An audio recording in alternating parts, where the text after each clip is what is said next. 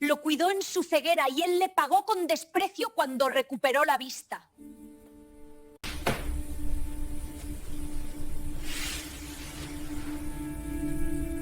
Antes de comenzar con esta historia, que toca fibras muy sensibles sobre la lealtad y el olvido, te pido un pequeño gesto que para nosotros significa mucho. Suscríbete al canal si aún no lo has hecho y deja tu like en el video. Así nos ayudas a que estos relatos sigan encontrando a quienes necesitan escucharlos. Gracias de corazón. Son las 6:15 de la mañana. Aún no ha sonado la alarma, pero yo ya estoy despierta.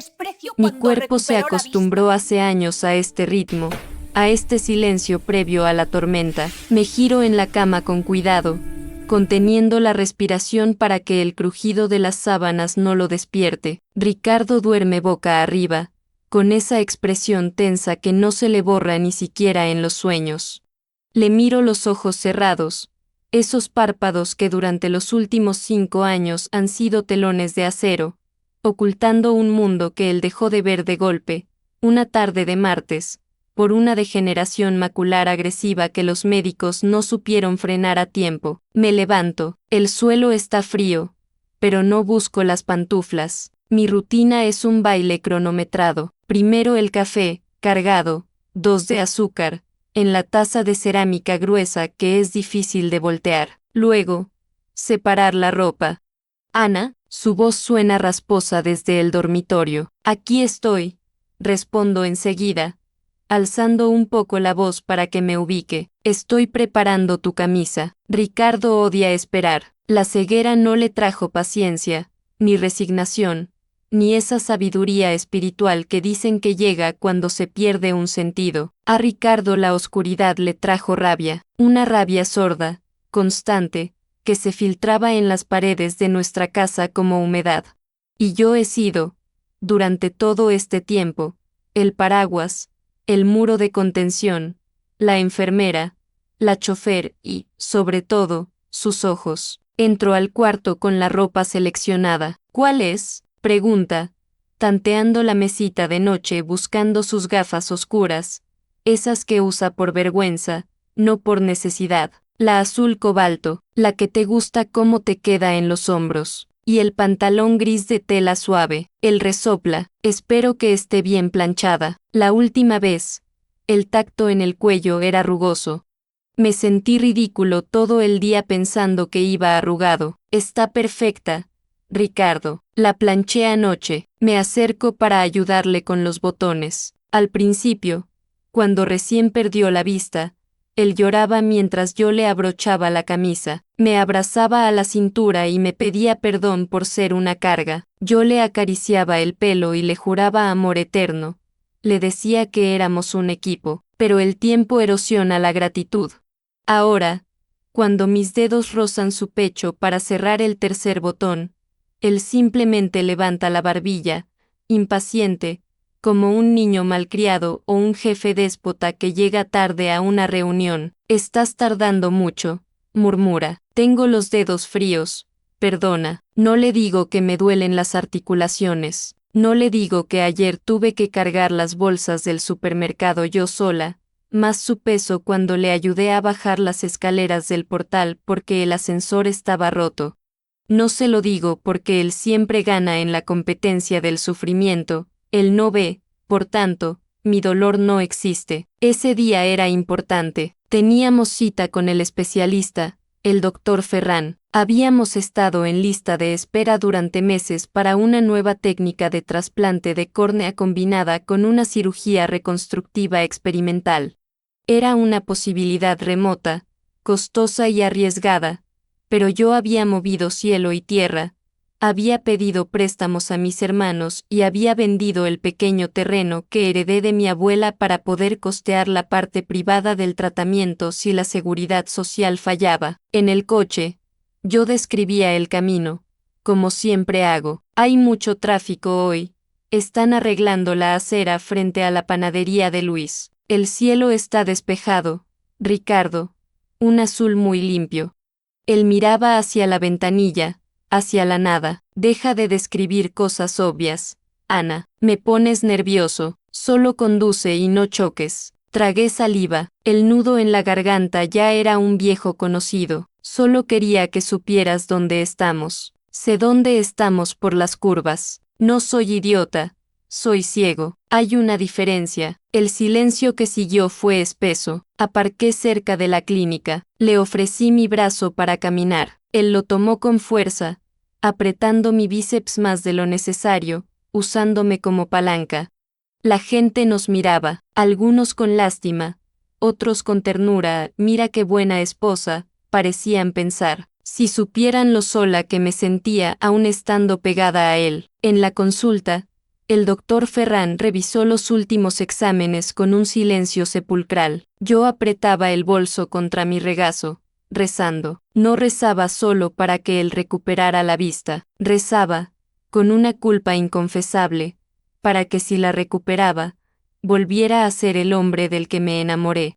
Pensaba que su amargura era fruto de la oscuridad, y que la luz traería de vuelta su dulzura. ¡Qué ingenua fui! Tenemos fecha, dijo el médico, rompiendo el hielo. Sentí un vuelco en el corazón. Miré a Ricardo, su rostro no cambió, pero sus manos, que descansaban sobre sus rodillas, se cerraron en puños. ¿Cuándo?, preguntó él, con voz seca. En 2 semanas, el día 14, tenemos un donante compatible y el equipo está listo. Las probabilidades han subido al 85%. Ricardo, vas a volver a ver. Yo solté un sollozo involuntario. Me incliné para abrazarlo, para besar su mejilla. Mi amor, lo logramos. Él no me devolvió el abrazo, se quedó rígido. Doctor, dijo, ignorando mi gesto, apartándome suavemente con el codo. ¿Cuánto tiempo tardaré en hacer vida normal? Y por normal me refiero a no depender de nadie. La frase me golpeó. No depender de nadie. No dijo ver tu cara otra vez, ni ver el atardecer. Dijo dejar de necesitarme. Entendí, o quise entender en ese momento, que era el orgullo hablando, el deseo de autonomía. La recuperación visual será progresiva, explicó el doctor, mirándome a mí de reojo con cierta compasión profesional. Necesitará cuidados intensivos las primeras semanas, gotas cada hora, oscuridad absoluta en casa, nada de esfuerzos. Su esposa será fundamental en esta etapa. Ricardo chasqueó la lengua. Más cuidados. Bien, si no hay otra opción.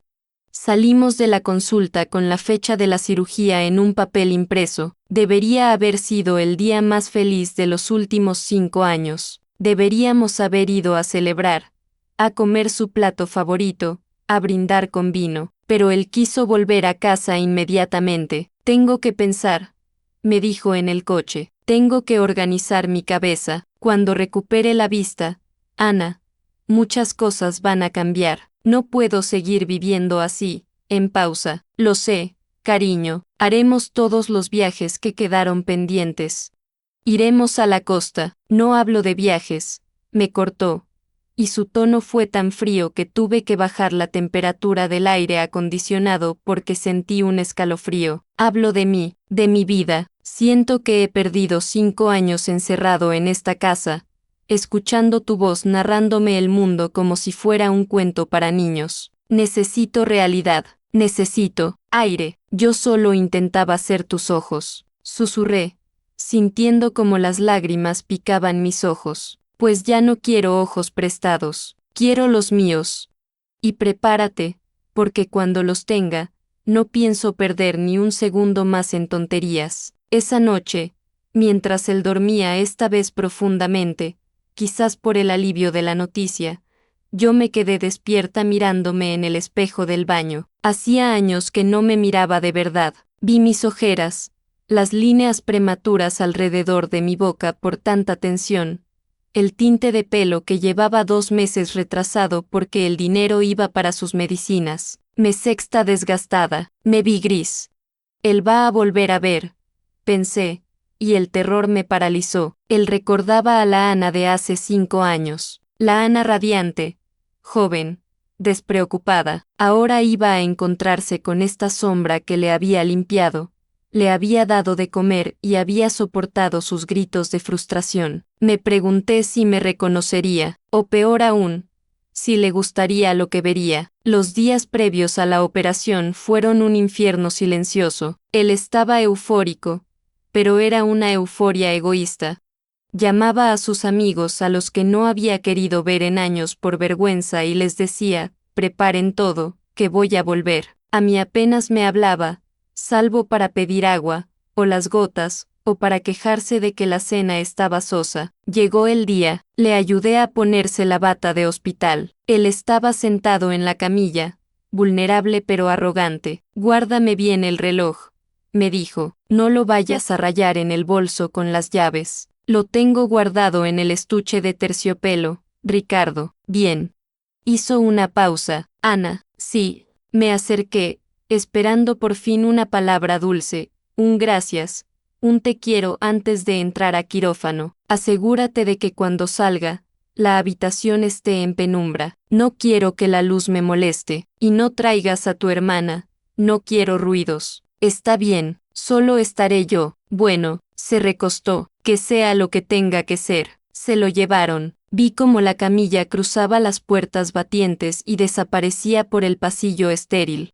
Me quedé de pie, sola en la habitación vacía, con su ropa doblada en mis brazos. Apreté su camisa contra mi pecho y aspiré su olor. Tenía miedo, un miedo atroz a que la cirugía saliera mal y él se quedara ciego para siempre. Pero tenía otro miedo, más oscuro y vergonzoso, latiendo en el fondo de mi estómago, el miedo a que la cirugía saliera bien. Porque algo en su tono, en sus desprecios sutiles de las últimas semanas, me decía que si Ricardo recuperaba la luz, yo estaba destinada a convertirme en su nueva oscuridad. Las horas en la sala de espera fueron elásticas, de esas que se estiran hasta parecer siglos. El café de la máquina sabía a plástico quemado y mis manos no dejaban de temblar. Cada vez que se abría la puerta automática del área quirúrgica, mi estómago se encogía.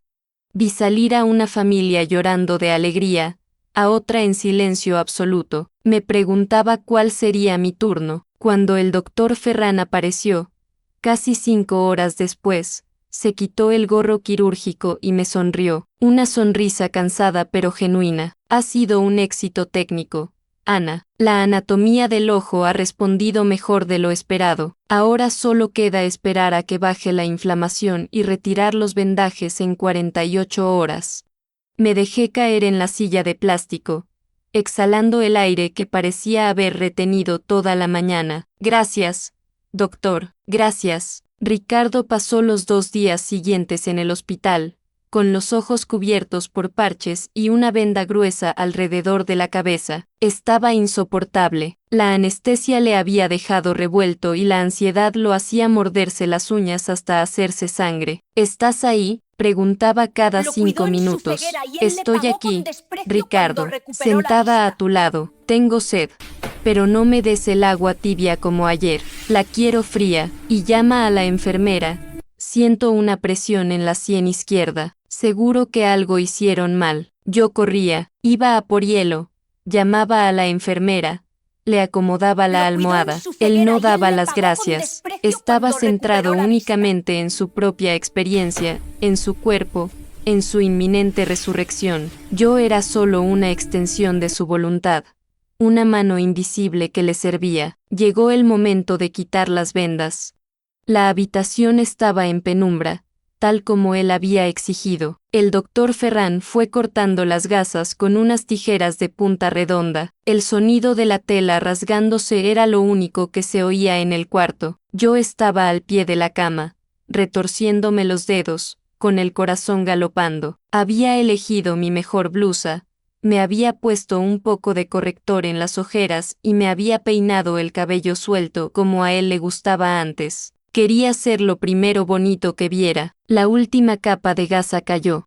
Ricardo mantuvo los ojos cerrados un momento, respirando agitadamente. Ábrelos despacio, Ricardo, susurró el médico. Él obedeció. Sus párpados se despegaron con lentitud, revelando unos ojos enrojecidos, llorosos, pero vivos. Parpadeó varias veces, acostumbrándose a la poca luz. Veo formas, dijo con la voz quebrada. Veo sombras. Luz, doctor. Veo la luz de la máquina. Es normal que esté borroso al principio. Enfoca despacio. Ricardo giró la cabeza. Miró sus propias manos. Las abrió y las cerró. Se miró las venas del antebrazo. Empezó a reír. Una risa nerviosa que se transformó en llanto. Veo mis manos. Dios mío. Yo di un paso adelante, con las lágrimas corriendo por mi cara. Ricardo, susurré, esperando ese momento de conexión, esa mirada que borraría los desprecios de los últimos meses. Él levantó la vista hacia mí, sus ojos recorrieron mi silueta, enfocó mi cara, me quedé inmóvil, sonriendo, ofreciéndole mi alma en esa mirada. Él me sostuvo la mirada unos segundos. No hubo brillo de amor, no hubo emoción por redescubrir a su compañera, hubo un escrutinio frío, casi clínico. Entornó los ojos, como si viera algo que no encajaba. Estás diferente, dijo al fin. No fue un cumplido, fue una constatación seca. Han pasado 5 años, cariño, dije, tratando de mantener la sonrisa, aunque sentí cómo se resquebrajaba por dentro. El tiempo pasa para todos. Sí, murmura, apartando la vista de mí para mirar el monitor de signos vitales. Pero pensé que te cuidabas más. El comentario me cayó como un balde de agua helada. El médico carraspeó, incómodo, y empezó a darle instrucciones sobre las gotas. Yo retrocedí hacia la pared, sintiéndome pequeña, fea, invisible de nuevo, pero de una forma distinta. Antes era invisible porque él no veía, ahora era invisible porque él elegía no verme. El regreso a casa fue, si cabe, peor. Ricardo entró en nuestro apartamento como un inspector de sanidad. Ya no necesitaba mi brazo, caminaba por el pasillo tocando las paredes, pero ahora las miraba con desagrado. Ana, ¿desde cuándo está esa mancha de humedad en el techo?, preguntó, señalando una esquina del salón. Salió el invierno pasado, no pude arreglarla porque el dinero lo guardamos para esto. Se ve horrible, da aspecto de dejadez. ¿Y las cortinas? ¿Siempre han sido de este gris tan triste? Pensé que eran blancas, Ricardo. El polvo y el tiempo las oscurecen. No he tenido tiempo de excusas, me cortó, caminando hacia la cocina. Todos son excusas. Esta casa se nos ha caído encima y tú no me dijiste nada. Me hiciste creer que vivíamos en un palacio y esto es una cueva. Me quedé en el salón, con las llaves del coche aún en la mano. La casa estaba limpia, ordenada, digna. Pero él, con su vista recuperada, solo veía los defectos, solo veía lo que faltaba. Esa primera noche, preparé una cena especial. Puse el mantel de lino que tenía una pequeña zurcida en un borde, la cual él detectó de inmediato con una mueca y serví asado. Él comía con ansiedad, mirando todo, el tenedor, el plato, la televisión que encendió sin preguntarme. Yo intentaba hablarle. ¿Cómo te sientes? ¿Te duelen los ojos? Me pican un poco, pero es increíble. Los colores de la televisión son más vivos de lo que recordaba. Hizo una pausa y me miró directamente. Deberías ir a la peluquería, Ana. Esas canas en la raíz no te favorecen. Pareces mi madre. Dejé el tenedor sobre el plato. El ruido de la cerámica sonó como un disparo en el silencio de la cocina. He estado ocupada cuidándote, Ricardo. No he tenido tiempo ni dinero para peluquerías. Bueno, ahora ya veo yo. No tienes que cuidarme más, así que ya no tienes excusa para andar así. Mañana te doy dinero y vas. No quiero que mis amigos vengan a verme y piensen que estoy casado con una mujer que se ha rendido. ¿Rendido? La indignación empezaba a superar al dolor. ¿Yo me he rendido? He sido tus ojos, tus manos y tus pies. He trabajado doblado desde casa. He vendido mis cosas. Ya vas a empezar con el victimismo. Suspiró, limpiándose la boca con la servilleta y tirándola sobre la mesa. Ana, agradezco lo que hiciste, de verdad. Pero ya pasó, ahora empieza una etapa nueva. Una etapa de éxito, y necesito que estés a la altura. Si no puedes, bueno, tendremos que ver qué hacemos. Se levantó de la mesa y se fue al salón. Me dejó allí, con los platos sucios y el asado a medio comer. Tendremos que ver qué hacemos. La frase resonó en mi cabeza. Fui al baño y me encerré. Encendí la luz más potente y me miré en el espejo tal como él lo había hecho. Vi a una mujer de 42 años, cansada, sí, con algunas arrugas, sí. Pero vi a una mujer leal, fuerte, que había amado incondicionalmente, y me dolió el alma darme cuenta de que para él, mi valor residía en mi envoltorio, no en mi sacrificio. Al salir del baño, pasé por el salón. Ricardo estaba de pie frente al ventanal, mirando las luces de la ciudad. Estaba hablando por teléfono. Su voz sonaba diferente, coqueta, con un tono grave que hacía años no utilizaba conmigo. Sí, claro que sí, decía, riendo suavemente. Ya veo perfecto. Tienes que verme. Estoy mejor que nunca. No. Ella ya se fue a dormir. Sí. Podemos vernos pronto, claro, para recuperar el tiempo perdido. Me congelé en el pasillo, no sabía con quién hablaba. Podía ser un amigo, un colega, pero el tono, ese tono no era de amistad, era el tono de un hombre que está cazando. Me deslicé hacia el dormitorio de invitados. Esa noche no tuve estómago para dormir en nuestra cama. Él ni siquiera notó mi ausencia, o si la notó, le importó poco. Escuché cómo seguía hablando por teléfono hasta la madrugada, riendo, planeando, viviendo su nueva vida, una vida donde yo, claramente, empezaba a sobrar. A la mañana siguiente, me despertó el ruido de la ducha. Ricardo estaba cantando. Hacía 5 años que no cantaba en la ducha. Bajé a la cocina y encontré una nota en la mesa, escrita con su letra ahora firme y angulosa. Me fui a dar una vuelta. Necesito caminar, ver gente, respirar. No me esperes para comer. Voy a comer con alguien que me va a ayudar a buscar trabajo. Limpia las ventanas, por favor. Apenas entra luz con tanta mugre. Arrugué el papel en mi puño hasta que mis nudillos se pusieron blancos. Miré las ventanas. Estaban limpias, quizás no perfectas, pero limpias. El problema no eran los cristales. El problema era que él ya no quería mirar a través de ellos, ni a través de mí. Sentí una punzada en el pecho, pero también, por primera vez, una chispa de algo distinto al dolor. Era una chispa de rabia, de dignidad herida. Miré mi reflejo en el cristal del horno. A la altura, murmuré. ¿Quieres que esté a la altura? Quizás. Pensé. Ricardo tenía razón en una cosa. Las cosas iban a cambiar, pero él cometía el error de pensar que solo él tenía el poder de cambiarlas. No sabía que quien ha aprendido a moverse en la oscuridad ve cosas que los que viven en la luz ignoran por completo. Las semanas siguientes transcurrieron en una neblina extraña.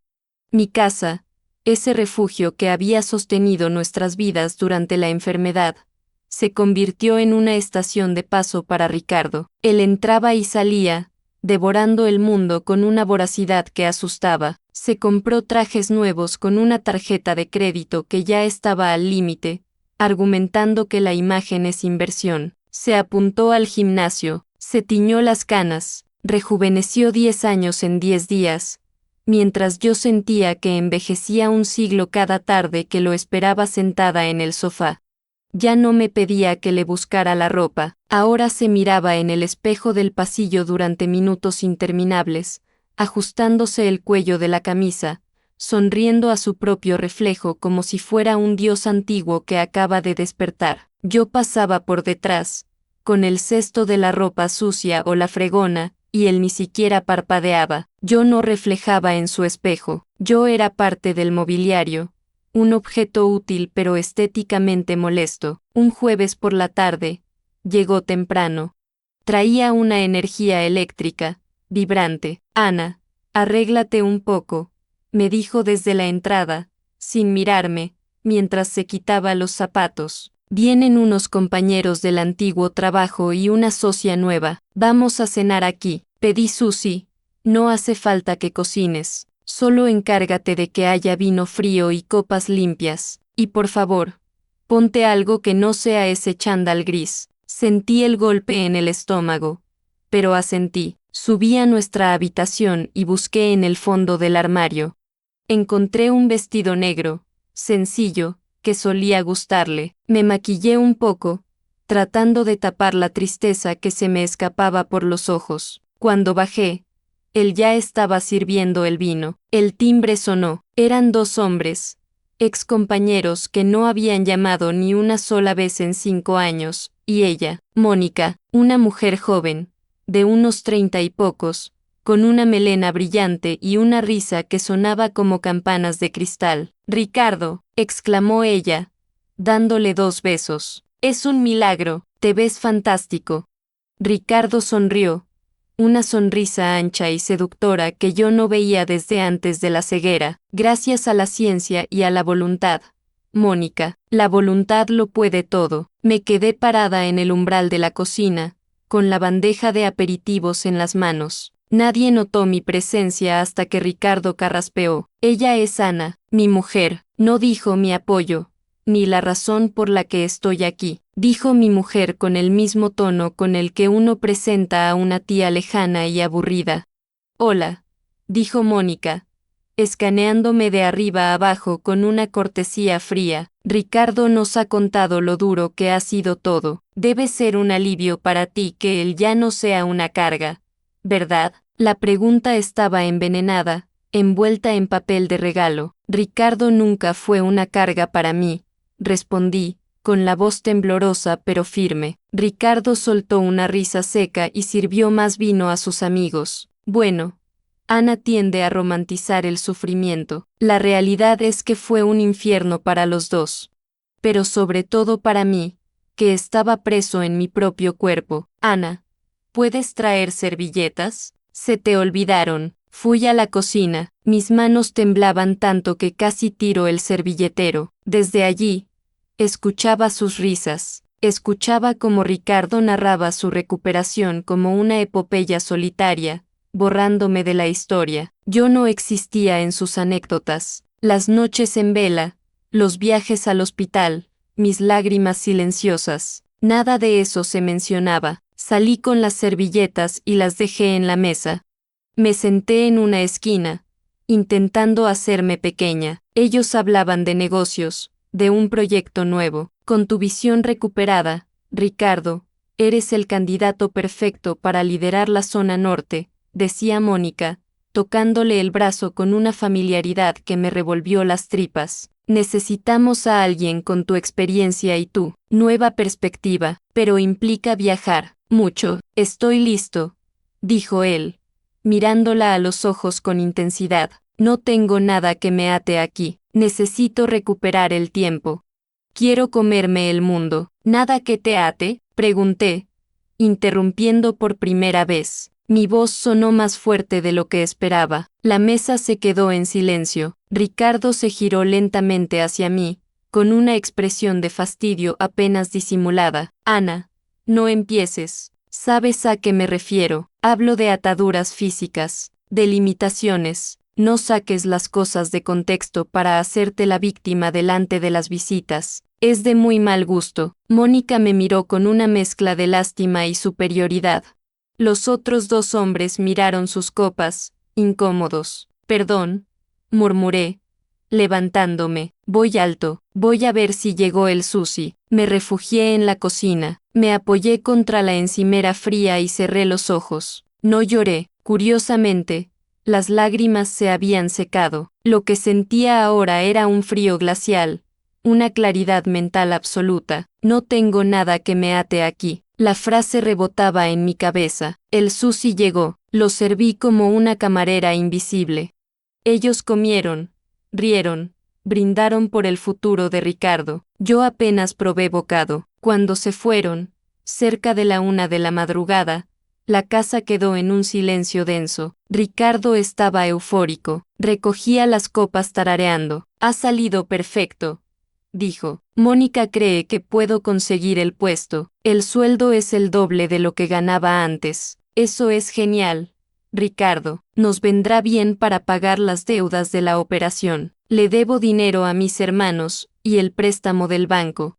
Él se detuvo en seco, dejó una copa sobre la mesa con un golpe seco. Las deudas. Siempre estás con lo negativo, Ana, siempre arrastrándome hacia abajo. En cuanto empiece a trabajar, pagaré tus deuditas. No te preocupes, pero no me amargues la noche. ¿Mis deuditas?, repetí, incrédula. Ricardo, vendí el terreno de la abuela. Es todo lo que tenía, y lo recuperaremos. Honor, ¿qué más da? Fue una inversión.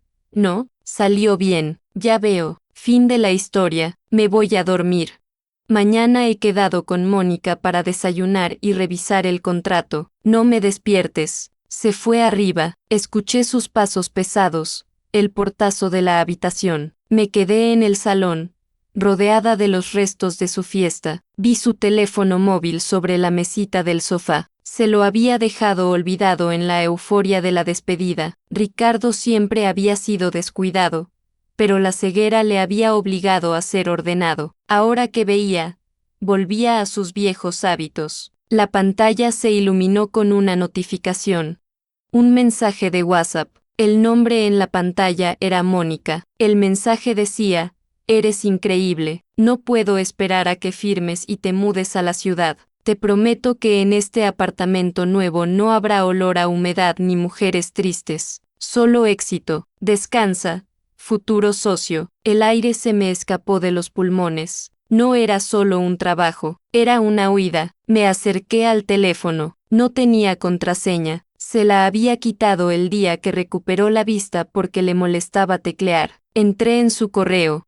Allí estaba, un borrador de contrato de alquiler a su nombre en la capital, a 2 horas de aquí. Fecha de entrada, el 1 del mes siguiente, dentro de 10 días. Y había otro correo, enviado a su abogado esa misma tarde, antes de la cena. El asunto decía: separación de bienes y trámites de divorcio. Lo abrí, mis ojos recorrían las líneas legales, frías, despiadadas. Ricardo instruía a su abogado para ofrecerme una cantidad irrisoria, alegando que yo no tenía ingresos y que la casa que estaba a nombre de los dos, pero pagada mayoritariamente por él antes de la enfermedad, debía venderse para que él pudiera reiniciar su vida. No pensaba llevarme con él, no pensaba pagarme nada, pensaba dejarme aquí, en esta casa que él despreciaba, con las deudas de sus ojos nuevos y el corazón roto, mientras él se iba a jugar al empresario exitoso con Mónica. Dejé el teléfono exactamente donde estaba, apagué la luz del salón. La oscuridad me envolvió, esa misma oscuridad que había sido mi enemiga y la compañera de Ricardo durante 5 años. Pero ahora, la oscuridad se sentía diferente, se sentía como una aliada. Subí las escaleras en silencio, entré en la habitación. Él roncaba suavemente, soñando con su nueva vida. Me acosté a su lado, mirando el techo invisible. Ricardo creía que porque había recuperado la vista, lo veía todo. Pero no veía lo más importante, no veía a la mujer que tenía al lado. Creía que yo era débil, una mujer triste y conformista. Se le olvidaba que yo había sido sus ojos. Yo sabía dónde guardaba todo. Yo conocía sus contraseñas bancarias que nunca cambió porque yo se las leía. Sabía dónde estaban sus informes médicos, sabía sus miedos y, sobre todo, sabía un secreto que el doctor Ferran me había comentado en voz baja después de la cirugía, una pequeña advertencia sobre el postoperatorio que Ricardo, en su arrogancia, no había querido escuchar porque estaba demasiado ocupado pidiendo un espejo, una advertencia sobre el estrés, la presión ocular y el cuidado extremo que debía tener durante el primer mes si no quería que el milagro fuera reversible. Ricardo quería comerme el mundo y vivir emociones fuertes. Mañana, pensé cerrando los ojos con una calma aterradora, iba a empezar a dárselas. Amaneció un viernes gris, de esos en los que el cielo parece pesar sobre los tejados. Ricardo se levantó con el ímpetu de quien tiene el mundo a sus pies. Silbaba, se metió en la ducha sin cerrar la puerta, dejando que el vapor inundara el baño, y salió con una toalla en la cintura, exigiendo su café. Ana, hoy el café pónmelo en el termo. No tengo tiempo de sentarme. Mónica pasa a buscarme en 20 minutos. Vamos a ver unos locales. Yo estaba en la cocina, pero no estaba preparando café. Estaba sentada a la mesa, vestida con mi abrigo y con una pequeña maleta de mano junto a mis pies. Sobre la mesa, no había desayuno. Había una carpeta azul y un sobre abierto. Ricardo entró, con el pelo goteando y esa sonrisa de triunfador que se le había congelado en la cara. Se detuvo al verme, su sonrisa flaqueó, no por culpa, sino por molestia. ¿Qué haces vestida así? ¿Y mi café? Te dije que tengo prisa. No hay café, Ricardo, dije. Mi voz sonaba tranquila, extrañamente serena, como la superficie de un lago profundo. ¿Cómo que no hay café? Frunció el ceño, acercándose. ¿Qué es esto? ¿Otra de tus escenas de víctima para llamar la atención antes de que salga? Siéntate, ordené. No grité, pero hubo tal autoridad en mi tono que él, sorprendido, se detuvo. No tengo tiempo para. Es sobre tu nueva vida, lo interrumpí, señalando los papeles. Si vas a empezarla, deberías hacerlo con todas las cartas sobre la mesa. Él miró la carpeta, se acercó y vio el logotipo del banco. ¿Qué es esto? Son los avisos de embargo, Ricardo. Llegaron hace 3 días. No te los leí porque no quería estresarte. Y esto, señalé el otro papel, es la copia del correo que le enviaste a tu abogado ayer. Lo imprimí para ahorrarte el trámite de explicármelo. Su rostro palideció, el rojo de la ira empezó a subirle por el cuello. ¿Has estado espiando mis cosas? Gritó, golpeando la mesa con el puño. Estás loca, violación de privacidad. Con más razón me largo de aquí. Grita todo lo que quieras, dije, cruzando las manos sobre mi regazo, pero antes, escucha, el dinero de la venta del terreno de mi abuela no fue una inversión que salió bien, se gastó íntegro en la clínica privada, porque tu seguro no cubría la técnica experimental, y los préstamos están a mi nombre, sí, pero con tu firma como avalista solidario.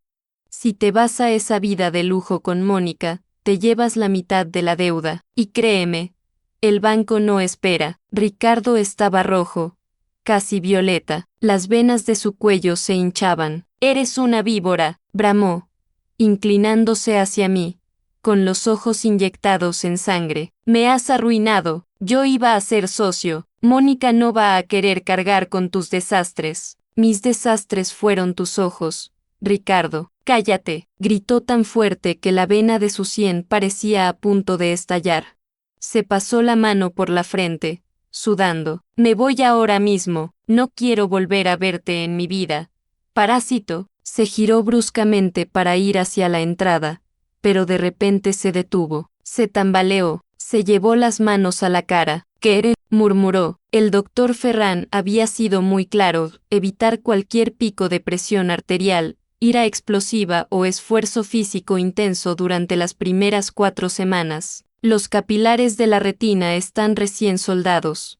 Un pico de tensión podría provocar una hemorragia intraocular masiva o un redesprendimiento fulminante. Ricardo parpadeó frenéticamente. Se frotó los ojos con violencia. Ana, su voz cambió. Ya no era el grito de un tirano, sino el gemido de un niño asustado. Ana. Se me ha nublado. Veo una mancha roja. Ana. Hay una mancha roja en el centro. Me levanté despacio. Cogí mi maleta. Te dije que te calmaras, Ricardo. El médico te lo advirtió. La soberbia te ha subido la tensión.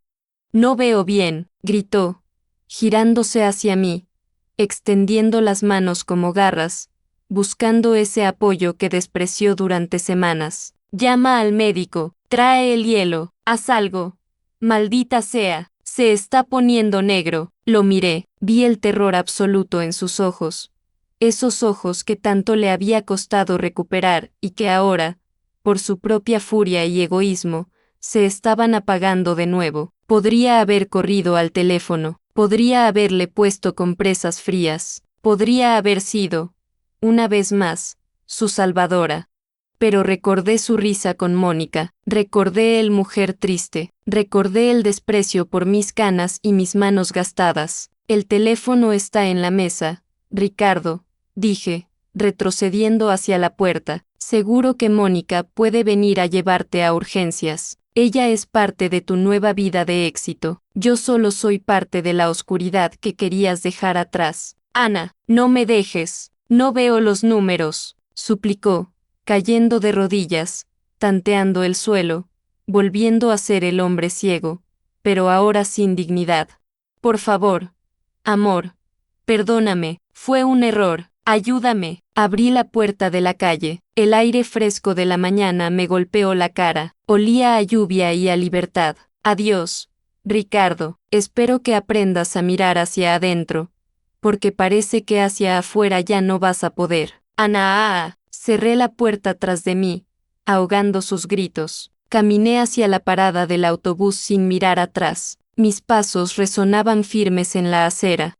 No sabía a dónde iría, ni cómo pagaría las deudas, pero mientras el autobús se acercaba y yo subía los escalones, me di cuenta de algo maravilloso. El mundo estaba lleno de colores. El cielo gris tenía matices plateados, los árboles eran de un verde intenso, y yo por fin me veía a mí misma, y me gustaba lo que veía. Ricardo se quedó en su casa, con su ego y su penumbra. Yo salí a buscar mi propia luz. Esta historia no termina aquí, hay relatos que nunca pude subir al canal. El enlace está en la descripción.